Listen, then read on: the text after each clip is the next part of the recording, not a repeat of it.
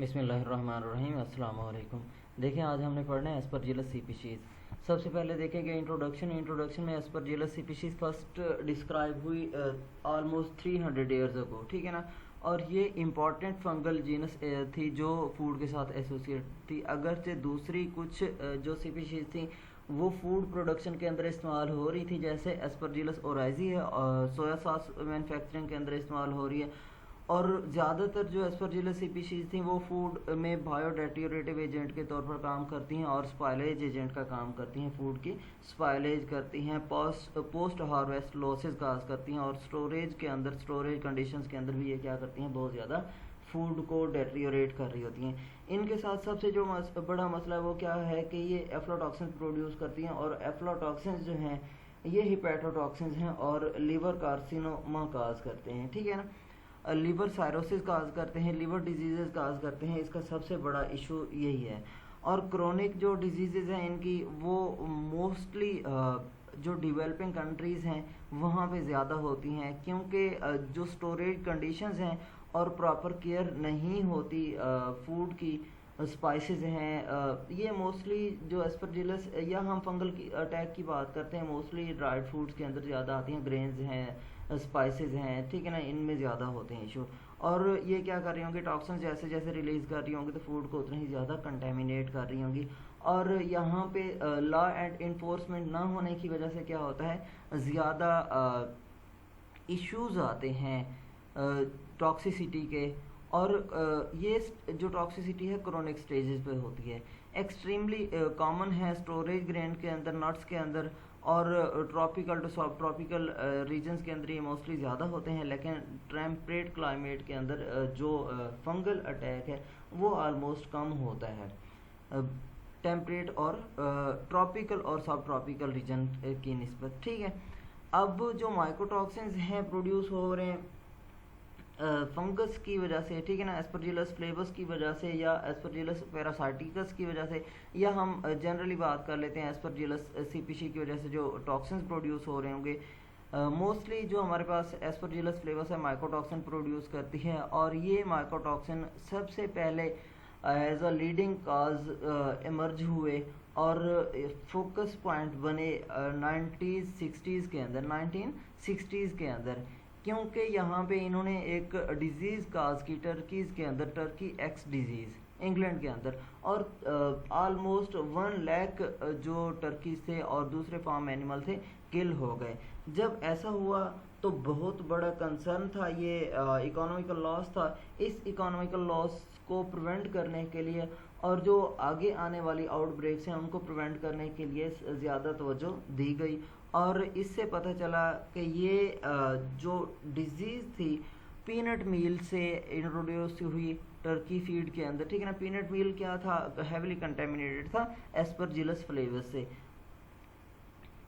अब जो एनालिसिस था उससे पता चला कि ग्रुप ऑफ फ्लोरिसेंट कंपाउंड्स मौजूद हैं और इन ग्रुप ऑफ फ्लोरिसेंट कंपाउंड्स को बाद में एफ्लोटॉक्सिन का नाम दिया गया। और यही एफ्लोटॉक्सिन क्या थे, आउटब्रेक के लिए रिस्पॉन्सिबल थे। यही क्या मोर देन 1 लाख जो टर्कीज थे और दूसरे फार्म एनिमल थे उनकी किलिंग का सोर्स था, उनकी डेथ का सोर्स था। और जो large number of ducklings Kenya के अंदर किल हुए वो भी क्या है, एस्परजिलस फ्लेवस की वजह से ही किल हुए। जो टॉक्सिन्स प्रोड्यूस हुए उनकी वजह से किल हुए। और यहाँ पे वाइड स्प्रेड हेपाटोमा, ठीक है ना, लिवर सेल्स की डेथ हैचरीज के अंदर, ट्राउट हैचरीज के अंदर क्या हुई, कैलिफोर्निया के अंदर ठीक है ना, डायग्नोस हुई, पता चला। और ये मोर और लेस सिमल्टेनियसली यहाँ पे मौजूद रही और डिजीज़ फैलती रही। अब आइसोलेशन और इनेबरेशन की अगर हम बात करें, आइडेंटिफिकेशन की बात करें कि किस तरीके से हम जो एस्परजिलस फ्लेवस है इसको आइसोलेट करते हैं, आइसोलेट करने के बाद हम इसको किस तरीके से इनेबरेट करते हैं और उसकी आइडेंटिफिकेशन कैसे होती है। अगर हम आइसोलेशन की बात करें, इनके लिए ग्रोथ मीडिया, हमारे पास 2 ग्रोथ मीडिया हैं। एक DRB, ठीक है ना, क्या है, डिक्लोरान रोज बंगाल, ठीक है ना, क्लोरम फेनिकल एगर है। और दूसरा डिक्लोरान 18% ग्लाइसरोल एगर है। ये रेकमेंड किए गए इनेबरेशन के लिए, इनकी ग्रोथ के लिए, ठीक है ना। तो मोस्ट कंप्लीट टैक्सोनॉमी जो थी वो रैपर एंड फैनल की है, लेकिन की आइडेंटिफिकेशन जो डिस्क्रिप्शंस हैं वो हर जगह मिल जाती हैं कि किस तरीके से हम क्या कर सकते हैं, आइडेंटिफाई कर सकते हैं। कलर की वजह से आइडेंटिफाई कर सकते हैं, हम अल्ट्रा वायलेट रेडिएशंस यूज़ कर सकते हैं आइडेंटिफिकेशन के लिए, या कोई क्रोमेटोग्राफिक टेक्निक यूज़ कर सकते हैं, ठीक है ना। तो आइडेंटिफिकेशन के लिए डिफरेंट मेथड्स मौजूद होते हैं। अब जो आइडेंटिफिकेशन ऑफ एस्परजिलस स्पीशीज थी वो ग्रोथ ऑन मीडिया, उसकी क्या थी रिक्वायरमेंट थी कि सबसे पहले क्या किया जाए, एस्परजिलस स्पीशीज को ग्रो करवाया जाए मीडिया के ऊपर, ठीक है ना। और जब मीडिया के ऊपर ग्रो किया जाएगा तो उनके अंदर फिर जो टॉक्सिन्स प्रोड्यूस हो रहे होंगे वो टॉक्सिन्स भी क्या किए जा सकेंगे, डिटेक्ट किए जा सकेंगे, आइडेंटिफाई किए जा सकेंगे। अब इस ग्रोथ के लिए ग्रोथ मीडिया सिजेपेक एगर यूज़ किया गया और डेरिवेटिव ऑफ सिजेपेक, ठीक है ना, जैसे यीस्ट एक्सट्रैक्ट एगर है और माल्ट एक्सट्रैक्ट एगर है, ये यूज़ किए गए। जो Czapek yeast extract with 20% sucrose agar था, ये बेनिफिशियल और यूजफुल एड के तौर पर ठीक है ना सामने आया एस्परजिलस स्पीशीज़ की आइडेंटिफिकेशन के लिए। और एस्परजिलस स्पीशीज़ जो हैं कन्वीनियंटली कलर कोडेड, पहले मतलब इसको क्या किया जाता था, कलर कोड किया जाता था ताकि इनको प्रॉपरली आइडेंटिफाई किया जा सके। अब क्या है, कोनिडिया का कलर है, यूजफुल स्टार्टिंग पॉइंट है आइडेंटिफिकेशन के लिए, और ठीक है ना सीरीज लेवल तक जो कोनिडियल कलर है माइक्रोस्कोपिक मॉर्फोलॉजी एक बहुत ही इम्पॉर्टेंट आइडेंटिफिकेशन पैरामीटर है। इससे क्या किया जा सकता है, एस्परजिलस स्पीशीज को इजीली आइडेंटिफाई किया जा सकता है। सिग्निफिकेंट एस्परजिलस माइकोटॉक्सिन्स की अगर हम बात करें तो यहाँ पे हमारे पास मोस्ट जो डिस्कस किए जाते हैं वो दो हैं। एक तो हम एफ्लोटॉक्सिन्स की बात करते हैं जो एस्परजिलस फ्लेवस और एस्परजिलस पैरासाइटिकस प्रोड्यूस करती हैं, और दूसरा ओक्राटॉक्सिन्स की बात करते हैं जो एस्परजिलस ओकेरियस प्रोड्यूस कर रहा होता है और इससे रिलेटेड स्पीशीज प्रोड्यूस कर रही होती हैं। उसके बाद हमारे पास सिट्रिनिन है, पोर्टुलिन है और पेंसिलिक एसिड है, ये भी सर्टेन एस्परजिलस स्पीशीज से प्रोड्यूस हो रहे थे और ये भी क्या है, साइटोटॉक्सिक हैं, कहीं ना कहीं क्या कर रहे होते हैं, डिजीज काज कर रहे होते हैं। एस्परजिलस स्पीशीज जैसा कि पेनिसिलियम है, पेनिसिलियम स्पीशीज ये क्या करते हैं, पेनिसिलियम स्पीशीज की तरह एस्परजिलस स्पीशीज भी क्या करती है, टॉक्सिन प्रोड्यूस करते हैं, और ये टॉक्सिन क्या करते हैं, वाइड रेंज ऑफ टॉक्सिसिटीज शो करते हैं और लॉन्ग टर्म इफेक्ट होता है इनका, क्रोनिक स्टेज पे ये टॉक्सिसिटी काज करते हैं। एफ्लोटॉक्सिन बी और हम एफ्लोटॉक्सिन जी की बात करते हैं। ब्लू स्टैंड पर, बी स्टैंड फॉर ब्लू और जी स्टैंड फॉर ग्रीन, ठीक है ना। जो एफ्लोटॉक्सिन B1 है ये शायद पोटेंट लिवर कार्सिनोजेनिक, ठीक है ना। अब तक B1 को क्या समझा जाता है, लिवर कार्सिनोजेनिक समझा जाता है। Wide range of animal species including humans के अंदर, ठीक है ना। जो एफ्लोटॉक्सिन B1 वो क्या है, लिवर कार्सिनोजेनिक है, जबकि ओक्राटॉक्सिन ए और सिट्रिनिन जो है ये दोनों किडनी को अफेक्ट करते हैं, और साइक्लोपियाजोनिक एसिड जो है वो वाइड रेंज ऑफ इफेक्ट्स हैं उसके, और ट्रेमोरोजेनिक टॉक्सिन्स जैसा कि ट्रेम्स हैं ये सेंट्रल नर्वस सिस्टम को अफेक्ट करते हैं। अब क्या है देखें, जो एस्परजिलस स्पीशीज है जैसे कि पेनिसिलियम है ये क्या करती हैं, टॉक्सिन प्रोड्यूस करती हैं, और इनके जो टॉक्सिन्स हैं जिसे हम एफ्लोटॉक्सिन बोलते हैं, एफ्लोटॉक्सिन B1 क्या है, लिवर कार्सिनोजेनिक है, ओक्राटॉक्सिन ए क्या है, किडनी को अफेक्ट करता है, और जो ट्रेमोरोजेनिक है एसिड है वो टॉक्सिन्स हैं वो क्या करते हैं, सेंट्रल नर्वस सिस्टम को अफेक्ट कर रहे होते हैं। एस्परजिलस फ्लेवस और जो एस्परजिलस पैरासाइटिकस है मोस्ट इम्पॉर्टेंट टॉक्सिजेनिक एस्परजिलाई हैं फूड के अंदर, ठीक है ना, और ठीक है ना टॉक्सिजेनिक मोल्ड्स हैं। एस्परजिलस फ्लेवस जो है और एस्परजिलस पैरासाइटिकस है ये फीवर कॉमन स्पीशीज के अंदर डिस्क्राइब हुई। इनमें से जो जैसा कि एस्परजिलस नोमिस है, all of which are classified in Aspergillus section flavi, ठीक है ना। इनको कहाँ पे, एस्परजिलस सेक्शन फ्लेवी के अंदर रखा गया। अगरचे जो तीन स्पीशीज थी क्लोजली रिलेटेड हैं बहुत ज़्यादा क्या करती हैं, सिमिलरिटीज शो करती हैं। नंबर ऑफ़ करेक्टरिस्टिक्स हम यूज़ कर सकते हैं उनकी डिफ्रेंशिएशन के अंदर, और टॉक्सिन प्रोडक्शन के अंदर के कौन कौन से उसके कलर है, हम डिफ्रेंशिएट कैसे कर सकते हैं, और उनके टॉक्सिक प्रोडक्शन जो है, टॉक्सिन प्रोडक्शन के कौन सी स्पीशीज क्या कर रही है, कौन सा टॉक्सिन प्रोड्यूस कर रही है। एस्परजिलस फ्लेवर्स जो है वो एफ्लाटॉक्सिन B1 और B2 प्रोड्यूस करती है, और साइक्लोपियाजोनिक एसिड प्रोड्यूस करती है। लेकिन जो एस्परजिलस पैरासाइटिकस है वो एफ्लाटॉक्सिन B1 और B2 प्रोड्यूस करती है, और G1 और G2, लेकिन ये साइक्लोपियाजोनिक एसिड प्रोड्यूस नहीं करती। और ये सारे के सारे जितने भी आइसोलेट्स होंगे वो टॉक्सिजेनिक होते हैं, टॉक्सिसिटी काज करते हैं। जो एस्परजिलस नोमेस है वो मॉर्फोलॉजिकली सिमिलर है एस्परजिलस फ्लेवर से, लेकिन जो डिफरेंस है यहाँ पे वो ये है कि एस्परजिलस ठीक है ना, एस्परजिलस पैरासाइटिकस की तरह एफ्लाटॉक्सिन B और G तो प्रोड्यूस करती है, लेकिन ये क्या करती है, साइक्लोपियाजोनिक एसिड प्रोड्यूस नहीं करती है।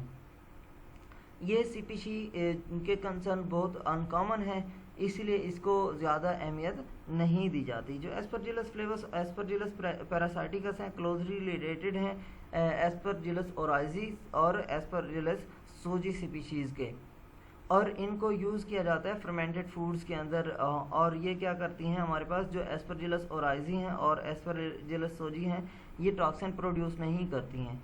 Number of other less common species जैसे एस्परजिलस की हमारे पास एमेरेल्स ठीक है ना, एमेरेसिला है, उनको रिपोर्ट किया गया, ठीक है, वो क्या कर रही हैं, एफ्लोटॉक्सिन प्रोड्यूस कर रही हैं, लेकिन ज़्यादातर फूड के अंदर नहीं पाई जाती हैं। यहाँ पे देखें सिग्निफिकेंट माइकोटॉक्सिन्स जो एस्परजिलस स्पीशीज से प्रोड्यूस हो रहे हैं। सबसे पहले हमारे पास एफ्लाटॉक्सिन B1 है और B2 एफ्लाटॉक्सिन G1 टॉक्सिसिटी क्या काज करते हैं, B1 और B2 क्या करते हैं, एक्यूट लिवर डैमेज काज करते हैं, साइरोसिस, कार्सिनोजेनिक हैं, टेरेटोजेनिक हैं और इम्यूनोसप्रेसेंट हैं। जो एफ्लाटॉक्सिन G1 और G2 हैं ये क्या करते हैं, B1 की तरह इफेक्ट करते हैं, लिवर टॉक्सिसिटी काज करते हैं। साइक्लोपियाजोनिक एसिड जो है लो ओरल टॉक्सिसिटी और ये वेरियस ऑर्गन्स को इफेक्ट करता है। ऑक्रोटॉक्सिन्स क्या करते हैं, किडनीज को इफेक्ट कर रहे होते हैं। इसी तरीके से ये क्या है, डिफरेंट टॉक्सिन्स हैं और डिफरेंट स्पीशीज जो प्रोड्यूस कर रही हैं उनकी टॉक्सिसिटी फॉर डिफरेंट ऑर्गन्स के लिए है, ठीक है ना। जो फ्लेवर्स और पैरासाइटिकस है और नोमियस है वो क्या कर रही हैं, एफ्लोटॉक्सिन B1 और B2 प्रोड्यूस कर रही हैं, और ये क्या है, हेपेटोटॉक्सिन है। डिटेक्शन एंड आइडेंटिफिकेशन की अगर हम बात करें कि ये हम टॉक्सिन आइडेंटिफाई कैसे कर सकते हैं, डिटेक्ट कैसे कर सकते हैं। मोस्ट इफेक्टिव मीडियम जो है ग्रोथ के लिए, रैपिड डिटेक्शन के लिए, ठीक है ना, एफ्लोटॉक्सिजेनिक मोल्ड्स का वो एस्परजिलस, ठीक है ना, फ्लेवर्स और पैरासाइटिकस एगर है। और medium formulated specifically for this purpose, specially जो पैरासाइटिकस एगर और फ्लेवर्स एगर है वो एफ्लोटॉक्सिन्स आइडेंटिफिकेशन के लिए ही यूज़ किया जाता है। इनक्यूबेशन कंडीशंस जो हैं 30 degree centigrade for 48 to 72 hours हैं। एस्परजिलस फ्लेवर और पैरासाइटिकस नोमियस क्या कर सकती हैं, bright orange yellow colony produce करती हैं जब ये क्या करती हैं, ग्रो करती हैं, जो इजीली क्या कर सकती है, रिकॉग्नाइज की जा सकती है और डायग्नोज की जा सकती है। जो एस्परजिलस फ्लेवर्स हैं और रिलेटेड स्पीशीज हैं ये ग्रो करती हैं जनरल पर्पस यीस्ट और मोल्ड के ऊपर, ठीक है ना, ये इनामरेशन मीडिया के ऊपर, जैसे DRBC है और एगर है और DG18, ठीक है ना, डेक्लोरान ग्लाइसरोल 18% एगर है। ये क्या करते हैं, हम एस्परजिलस फ्लेवर्स की ग्रोथ के लिए हम इस्तेमाल कर रहे होते हैं। एस्परजिलस फ्लेवर्स और एस्परजिलस पैरासाइटिकस इजीली डिस्टिंग्विश की जा सकती हैं दूसरी एस्परजिलस स्पीशीज से, कि हम उसके लिए क्या कर रहे हैं, एप्रोप्रिएट मीडियम मेथड यूज़ कर लें। ताहम जो डिफ्रेंशिएशन है इन दो स्पीशीज़ के दरमियान में और एस्परजिलस नोमियस के दरमियान में वो मोर डिफ़िकल्ट है लेकिन इम्पॉर्टेंट है, ठीक है ना। क्यों? क्योंकि जो डिफरेंट माइकोटॉक्सिन प्रोफाइल प्रोड्यूस हो रही है इन दो स्पीशीज़ की वजह से, एस्परजिलस फ्लेवस और पैरासाइटिकस की वजह से, वो थोड़ी क्या होगी, एस्परजिलस नोमियस से डिफरेंट होगी, ठीक है ना। और इनके पोटेंशियल्स भी क्या हैं, डिफरेंट हैं। जो टेक्सचर कोनिडियल वाल्स का है वो रिलायबल है differentiating feature. Conidia of Aspergillus flavus are usually smooth to finely roughened and those of Aspergillus parasiticus are clearly rough. जो फ्लेवर्स के हैं वो क्या है, स्मूथ और फाइनली रफ हैं, जबकि पैरासाइटिकस के जो कोनिडिया हैं, ठीक है ना, वो क्या है, रफ हैं, क्लियरली रफ हैं जब उनको ऑयल इमर्जन लेंस के अंदर देखा जाता है। स्क्रीनिंग ऑफ आइसोलेट्स की अगर हम बात करेंगे, एफ्लोटॉक्सिन्स के लिए आइसोलेट्स को कैसे स्क्रीन किया जाता है, उसको डिफरेंट, ठीक है ना, स्पीशीज़ को डिफ्रेंशिएट करने के लिए एफ्लोटॉक्सिन आइसोलेट को किस तरीके से स्क्रीन करना है। सबसे पहले क्या किया जाएगा, कोकोनट क्रीम एगर यूज़ किया जाता है, हाँ, किसके लिए, कल्चर ग्रोथ के लिए। और फिर अल्ट्रावायलेट लाइट यूज़ की जाती है और सैम्पल एगर प्लॉग टेक्निक, ठीक है ना, थिन लेयर क्रोमेटोग्राफिक के साथ इसको यूज़ किया जा सकता है, किस तरीके से हम आइडेंटिफाई कर सकते हैं। अब देखें डिफ्रेंशिएशन है कि किस तरीके से हम जो तीन स्पीशीज़ हैं, तीन हमारे पास स्ट्रेन्स हैं, फ्लेवस है, पैरासाइटिकस है और नोमियस है, उनको किस तरीके से हम डिफ्रेंशिएट कर सकते हैं। अच्छा, जो स्पीशीज़ एस्परजिलस फ्लेवस और पैरासाइटिकस और नोमियस में कोनिडिया की अगर हम बात करें तो एस्परजिलस फ्लेवर्स के जो कोनिडिया होते हैं वो स्मूथ टू मॉडरेटली रफ होते हैं, जबकि पैरासाइटिकस के जो कोनिडिया होते हैं वो रफ एंड होते हैं, ठीक है ना, लिटिल वेरिएशन इन साइज होती है। और जो नोमियस के कोनिडिया हैं वो सिमिलर टू एस्परजिलस फ्लेवर्स के होते हैं। अगर हम सैक्लोशिया की बात करें, लार्ज ग्लोबोज होते हैं, लार्ज, ठीक है ना, दोनों के एस्परजिलस फ्लेवस और पैरासाइटिकस के लार्ज ग्लोबोज सैक्लोशिया होते हैं। और जो नोमियस के हैं वो क्या होते हैं, स्मॉल इलोंगेटेड बुलेट शेप होते हैं। जो एस्परजिलस फ्लेवस है वो एफ्लाटॉक्सिन B1 B2, ठीक है ना, साइक्लोपियाजोनिक एसिड प्रोड्यूस करता है, जबकि एस्परजिलस पैरासाइटिकस B और G प्रोड्यूस करता है और नोमियस भी क्या करता है, एफ्लाटॉक्सिन B और G दोनों प्रोड्यूस करता है। अब कोनिडिया क्या होते हैं, एक सैक लाइक स्ट्रक्चर जिसके अंदर क्या होते हैं, स्पोर प्रोड्यूस होते हैं फंगल हाइफी के ऊपर, ठीक है ना, कोनिडिया कहलाते हैं। और जो थ्रेड ऑफ माइसीलियम है उसको हम क्या बोलते हैं, सैक्लोरोशिया बोलते हैं। बंच ऑफ माइसीलियम, जो फंगल माइसीलियम का बंच है वो क्या कहलाता है, सैक्लोरोशिया कहलाता है।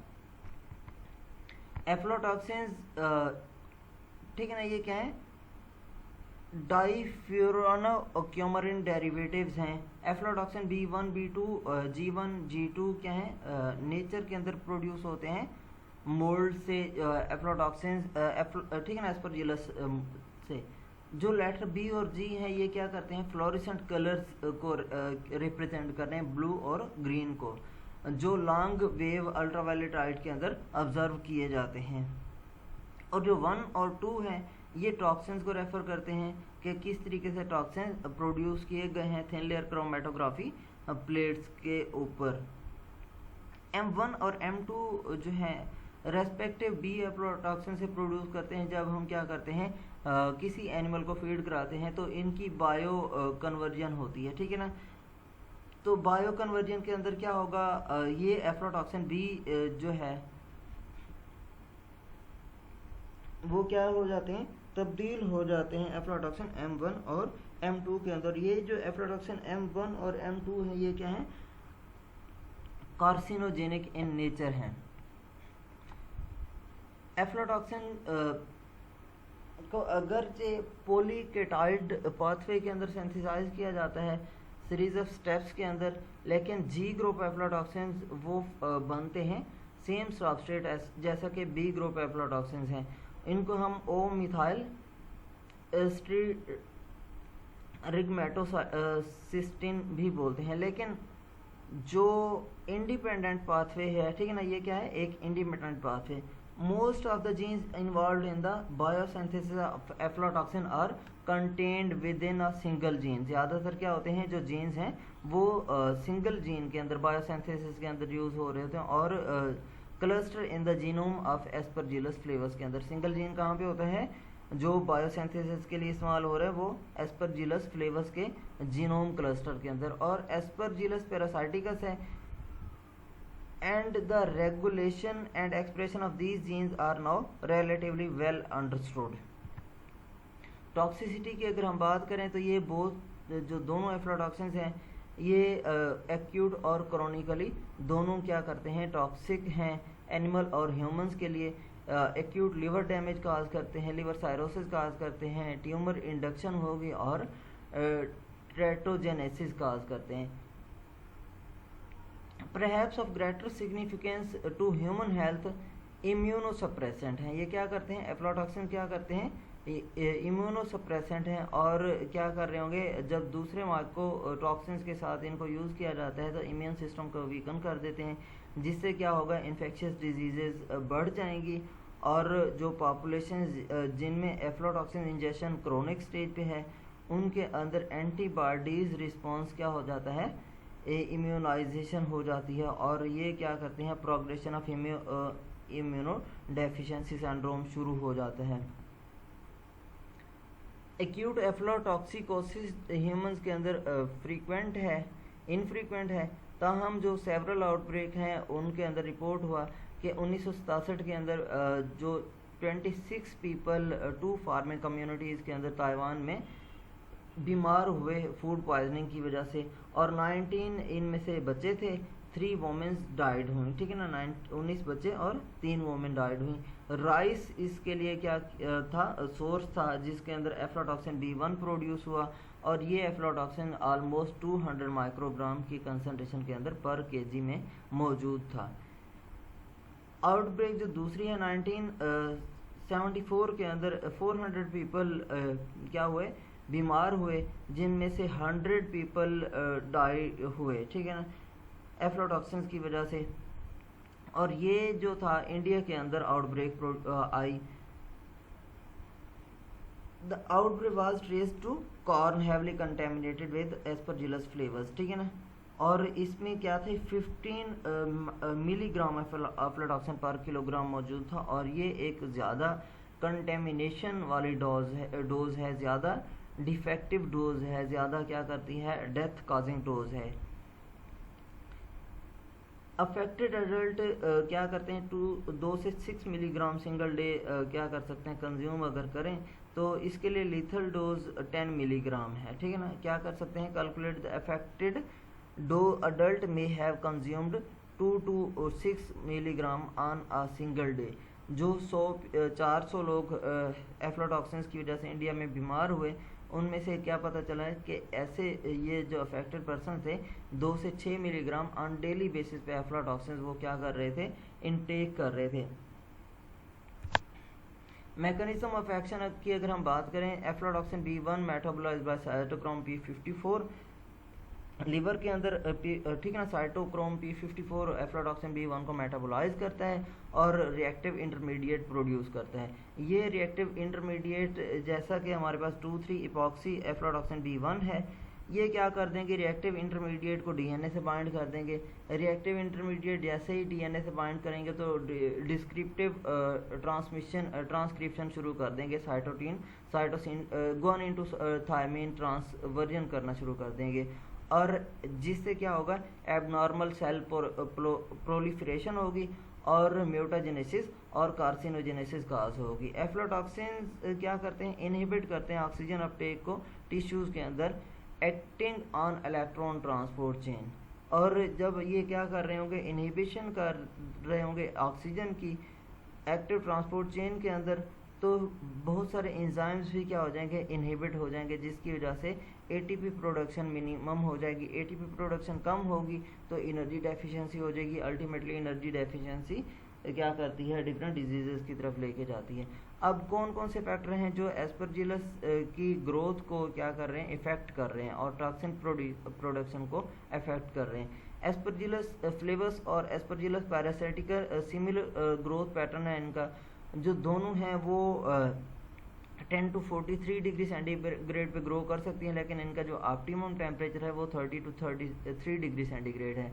और एफ्लोटॉक्सिन 12 to 40 डिग्री सेंटीग्रेड, मतलब वाइड रेंज ऑफ टेम्परेचर में एफ्लोटॉक्सिन प्रोड्यूस कर सकती हैं। जो ऑप्टिमम वाटर एक्टिविटी है ग्रोथ के लिए वो 0.996 है। मिनिमम जो रिपोर्ट हुई वो 0.82 से 0.83, मतलब कि एक वाइड रेंज ऑफ यहाँ पे जो वाटर एक्टिविटीज़ वो भी डिस्कवर हुई कि जो हमारे पास एस्परजिलस स्पीशीज़ हैं ये क्या कर सकती हैं, wide range of humid conditions के अंदर ग्रो कर सकती है। एफ्लोटॉक्सिन जो जनरल प्रोड्यूस हुए ग्रेटर क्वांटिटीज़ के अंदर, उनमें वाटर एक्टिविटी 0.98 से 0.99 थी, लेकिन जो टॉक्सिन प्रोडक्शन थी अपेरेंटली सीजिंग एट और नियर एट वाटर एक्टिविटी 0.85, ठीक है ना। जो maximum toxin production water activity थी वो 0.98 टू 0.99 थी, लेकिन जो इनहिबिशन होना शुरू हो गई टॉक्सिन प्रोडक्शन की वो 0.85 थी। अगरचे ग्रोथ से वाइड रेंज ऑफ पीएच पे हो सकती है 2 से 10.5 तक। एस्परजिलस पैरासाइटिकस 11.2 और ठीक है ना, हमारे पास एस्परजिलस पैरासाइटिकस के लिए क्या है 2 से 10.5 पीएच पे ग्रो कर सकती है, जबकि एस्परजिलस फ्लेवस है वो 2 से 11.2 पीएच पर ग्रो कर सकती है। जो एफ्लोटॉक्सिन प्रोडक्शन है एस्परजिलस पैरासाइटिकस के लिए वो पीएच 3 to 8 पे होती है, जिसमें ऑप्टिमम पीएच 6 है। जहाँ पे फूड सिस्टम के अंदर पीएच 6 होगी वहाँ पे क्या होता है ज़्यादा से ज़्यादा एफ्लोटॉक्सिन प्रोडक्शन होगी। Reduction of available oxygen by modified atmosphere packaging of foods in barrier film or with oxygen scavenger can inhibit aflatoxin formation by Aspergillus flavus and Aspergillus parasiticus। Control and inactivation की अगर हम बात करें, जो एफ्लोटॉक्सिन्स हैं उनको control कैसे किया जा सकता है, स्क्रीनिंग टेक्निक यूज़ की जा सकती हैं कि हम क्या कर दें, जो इन्फेक्टेड नट्स हैं या इन्फेक्टेड हमारे पास सीरियल ग्रेन्स हैं, सीड्स हैं, उनको क्या किया जाए रिमूव कर दिया जाए। कॉर्न है, कॉटन सीड है, फिग्स हैं। Screening for aflatoxin can be done by examination under ultraviolet light, ठीक है ना। अल्ट्रावायलेट लाइट यूज़ करके हम क्या कर सकते हैं स्क्रीन कर सकते हैं, और ये क्या करते हैं फ्लोरिसेंस काज करते हैं। जो पीनट फ्लोरिसेंस है जब एक्सपोज की जाए अल्ट्रावायलेट लाइट के अंदर, तो peanut containing aflatoxins are segregated by electronic colour sorting machines which detect discoloured kernels. ये क्या करती हैं डिसकलर्ड कर्नल को डिटेक्ट करती हैं। एफ्लोटॉक्सिन को हम डिस्ट्रॉय कर सकते हैं वेरियस केमिकल ट्रीटमेंट्स के जरिए, जैसा कि ऑक्सीडाइजिंग एजेंट हैं, ओजोन है, हाइड्रोजन पेरोक्साइड है। इनको एफ्लोटॉक्सिन की डिकंटेमिनेशन के लिए या डिटॉक्सिफिकेशन के लिए, डिस्ट्रक्शन के लिए यूज़ किया जा सकता है। अगरचे ओजोन इफेक्टिव है removal of aflatoxin G1 under conditions applied 100 degree centigrade. हम 2 आवर्स के लिए क्या करें टेम्परेचर इतना बढ़ा दें तो ओजोन क्या होगी इफेक्टिव होगी, लेकिन एफ्लोटॉक्सिन B2 के ऊपर इसका कोई इफेक्ट नहीं होगा। जो ट्रीटमेंट क्या करती है, हमने ओजोन जो अप्लाई की 100 डिग्री सेंटीग्रेड पर 2 घंटे के लिए, तो इस ट्रीटमेंट से क्या होगा लाइसिन कंटेंट डिक्रीज हो जाएंगे मील के, मतलब कि प्रोटीन डेट्रियोरेशन यहाँ पे होना शुरू हो जाती है।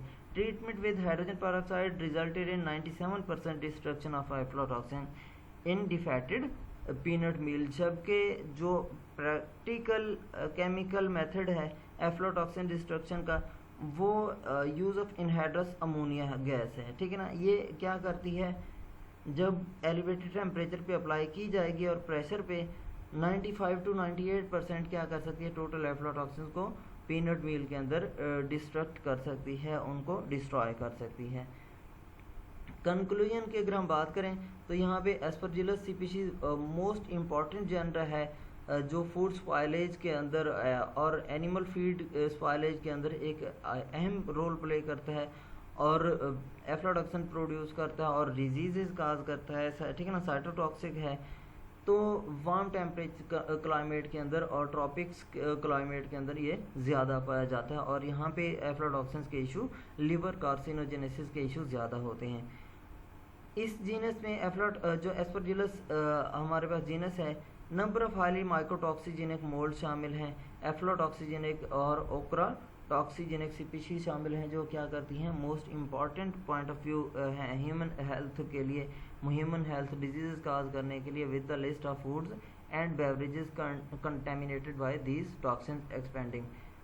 यहाँ पे अभी तक जो नॉलेज है उसके साथ साथ क्या है, much need to learn about the interaction of toxigenic Aspergillus species with the plant they infect, ठीक है ना, प्री हार्वेस्ट के किस तरीके से ये क्या करते हैं, प्लांट को पोस्ट हार्वेस्ट से पहले इन्फेक्ट करती हैं, और हम क्या कर सकते हैं, कैसे कंट्रोल कर सकते हैं प्री हार्वेस्ट में।